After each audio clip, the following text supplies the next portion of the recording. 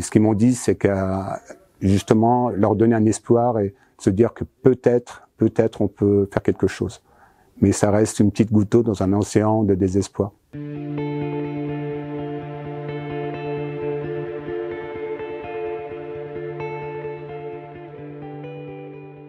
Samuel Nora, je suis journaliste à la locale de Rennes et je suis journaliste à Ouest France depuis 1996.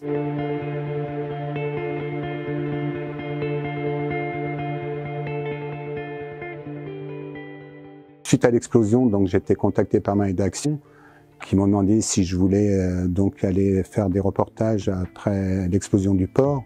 Ce à quoi j'ai dit effectivement parce que je connais ce pays, j'y suis attaché.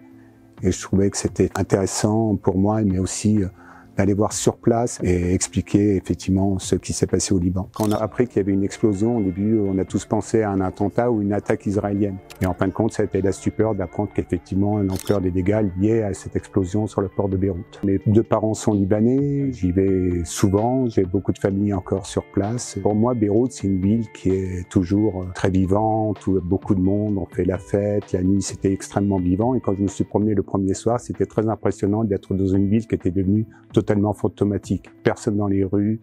C'était assez incroyable. Moi, je suis venu 4 jours après. Là, c'était vraiment la contemplation des dégâts. Les gens encore étaient en sidération, s'apercevoir l'étendue des dégâts. Non seulement les quartiers, notamment d'Achrafieh, qui étaient près du port, avaient été très endommagés et pratiquement entièrement détruits.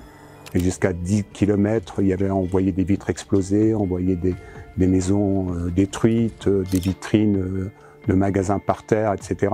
L'autre chose qui m'a beaucoup marqué, c'est de voir un peu l'énergie de cette jeunesse qui, dès le jour même de l'explosion, était sortie avec des balais pour essayer de nettoyer les rues, essayer d'apporter une aide quelconque, sachant que ce qu'on a pu retenir de ces premiers jours, c'est que le gouvernement était totalement absent pour aider les gens. Et c'est vraiment le peuple libanais qui s'est mobilisé. Les gens se sont relogés dans des familles, chez des amis, etc. Des jeunes ont aidé à déblayer une petite pièce d'une maison pour mettre un matelas pour les aider à dormir. La deuxième semaine, j'étais à Achrafieh, au cœur du quartier qui avait été détruit. Il y a une rue avec beaucoup de restaurants, beaucoup de bars qui est d'habitude très animée. Et là, c'est pareil, on a discuté avec des commerçants, même des gens, ils nous ont dit qu'ils avaient vécu la Grande Guerre civile de 75 à 90. Même au plus fort de cette guerre, ils n'avaient jamais connu ce qu'ils ont vécu après l'explosion du port. C'est-à-dire qu'avant, pendant la guerre, il y avait certains quartiers qui étaient détruits, mais ils continuaient à vivre. Là, on a l'impression que la vie s'est arrêtée à Beyrouth après l'explosion du port.